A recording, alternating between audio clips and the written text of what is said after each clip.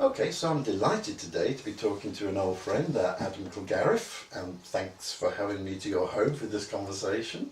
I think we first met maybe 20, 22 years ago, something like that, something ridiculously long anyway. How did you first get interested in the study of language? Because I think if I remember rightly, your first degree wasn't linguistics, is that right? Yeah, that's right. I started with philosophy as an undergraduate, and kind of still feel quite like a philosopher, but jobs in philosophy aren't easy to come by. No.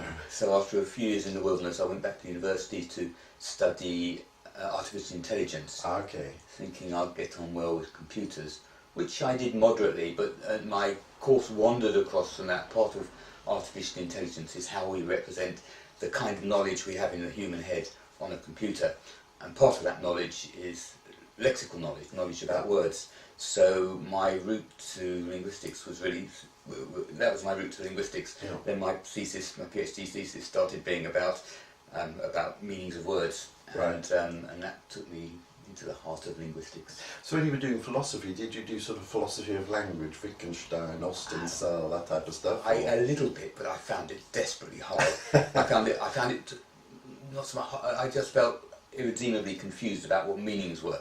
So Yeah. it's taken me. So I failed entirely to get my head around what meanings were. But now, 30 years later, I kind of feel like I've got a fair idea now. I'm satisfied. Good. Satisfied for myself. So I've got a fair grasp of what meanings are. Because meaning, in a way, word meaning, I can say, has sort of been quite a theme for your research. You did a lot of your early work on word sense disambiguation, if I remember well. What was that about? Well, the basic problem there is that the basic problem, as usually stated, is that if a computer is going to understand human language, then it's got to work out the structure of sentences, so it's got to work out the grammar. Yeah. It's got to work everything to do with the endings, so that it knows that finishing is part of the verb finish. And one of the other things it needs to do is to work out which meaning of the word you've got, which sounds obvious when you're looking at a word, when you think, well, a word like bank can mean a river bank or a money bank, so the computer has to work out which. And then all of my thesis was about how that isn't too constructive a way of looking at it, because in fact most of the distinctions in meanings between words are much subtler and much more a matter of opinion and a matter of careful judgment. Right. Because I think bank is often used as a sort of ready-made example, and it's fairly clear that this thing has quite distinct meanings, but can you give us an example maybe of well, I'll even stick with bank, that when you start thinking about banks of clouds and so sort of metaphorical bank. Yes, and also things like blood banks. I remember being particularly struck when I went out with my little brother around about this stage, and there was a place he went to which in the woods which he called the Bullet Bank, because there'd been bullet practice, firing practice around there in the Second World War, and there were lots of bullets that he and his friends would find in the bank.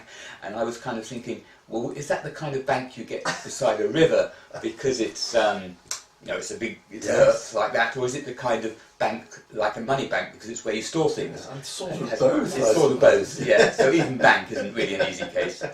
Okay, well I'll remember that, and hopefully a clever undergraduate will shoot me down with that next time. And shooting down will be most appropriate. It's all about bullets. Of course. So that's a major task. Is it one that's sort of cracked by the sort of computer boffins yet? Oh, not at all. It's one that runs on and on. It was one of the earliest problems that people have been trying to solve it since the 1950s. One thing I did which was useful, I think, for the field, was that in the late 1990s I organised an exercise called Senseval. Oh yeah, I remember. Yeah. And the idea there is that anyone who thinks they've got a good word sense disambiguation program can compete. Yeah. We'll set up a competition where we've got people to say this is the right answer here and this is the right answer here, and then we'll give them the dictionary that we used and also and then their computer program needs to try and work out what the right answers are, and we can score them all. So you sort of had a crib sheet somewhere of the right answers, and they had to sort of approximate to that with their system. And then we could score them all and tell them who had done best and who hadn't, which was which is a good way of getting clearer about what the good technologies are and which ones aren't. If everyone does it independently, then it's hard to work out whether their results saying 93% are comparable to their results Because the saying data is 88%. different. And Yeah. Okay. Is it indelicate to ask who won? I think that, it's a long time ago. It is indelicate, because, and I'll answer it this way, because we did the first one in, I think, 1998, and then it's been running every year since. Ah, right. So we clearly set up something that had legs. Yeah. And so there's been lots of different winners Okay. between times. That's a very diplomatic answer, Adam. And one thing that was established was, the original winner, the winner of the first one, everything was debated. It's academia, of course, everything's debated.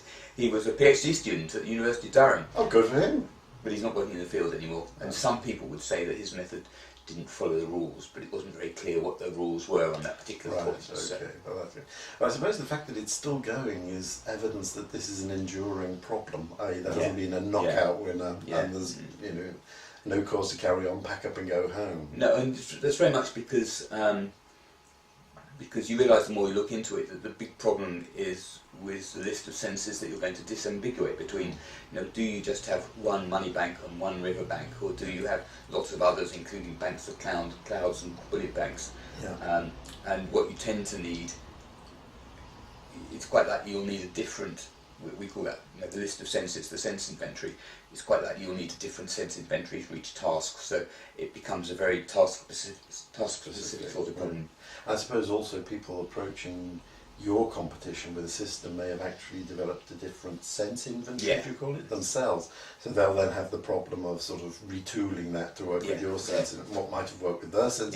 I can see it's quite a complicated thing. I don't think I'm ever going to enter the competition by those consequences. One way that's taken it to deal with the sense inventory problem is, we did have one simple task back in 1998. Now there's a variety of tasks, and some of them ask questions like, which of these sentences are most similar?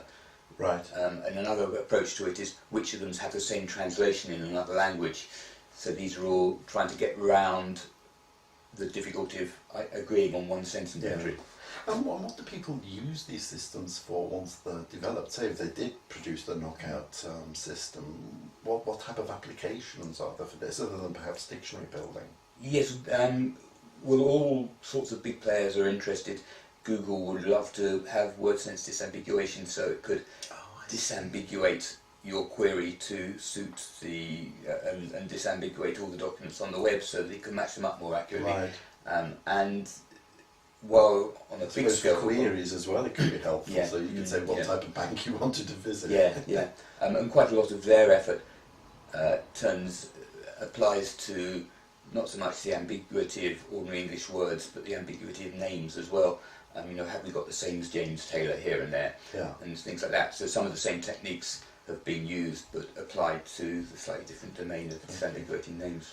Well, I wonder whether this all links then to another major interest I think that you've had over the years, which is in the raw data itself, the corpora, because my suspicion is that not much of that work would be possible without large bodies of examples from which to draw, so corpora as I'd call them. And you've done a lot of really interesting work, say for example in areas as diverse as Weber's corpus. I know you've done a lot there, and also a lot of work on measures for comparing and contrasting corpora. So tell me a bit about that.